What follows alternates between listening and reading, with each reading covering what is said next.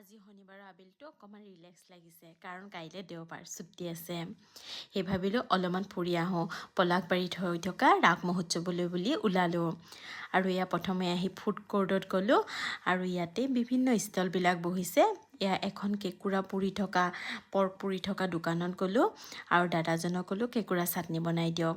তেওঁ ধুনীয়াকৈ কেঁকুৰা পুৰি তাৰ ভিতৰৰ খোৱা বস্তুখিনি উলিয়াই ধুনীয়াকৈ পিঁয়াজ জলকীয়া ধনিয়া দি মিক্সিত গুড়া কৰি এটা ধুনীয়া টেষ্টি চাটনি বনাই দিলে আৰু ইমান টেষ্টি লাগিছিল। ইয়াৰ পিছত আমি পুৰা পৰ্ক খালোঁ, খুব ভাল লাগিল। এয়া তাৰপিছত ৰাসলৈ আহিলোঁ। এয়া গুহা এটাৰ মাজেৰে সোমাই অহাৰ দৰে এণ্ট্ৰিটো দিছে, খুব সুন্দৰ লাগিছে আৰু কাৰুকাৰ্যবিলাক ইমান ধুনীয়া লাগিছিলে নহয়। এয়া আমাৰ ল'ৰাটোৰ ফূৰ্তি চাওকচোন। তাৰপিছত মীনা বজাৰৰ ফালে গ'লোঁ। এয়া গাড়ীত উঠিছে, খুব ভাল পায়। ফূৰ্তিত ক'ব নোৱাৰা হৈ গৈছে আৰু এনেধৰণে বিভিন্ন বজাৰ কৰি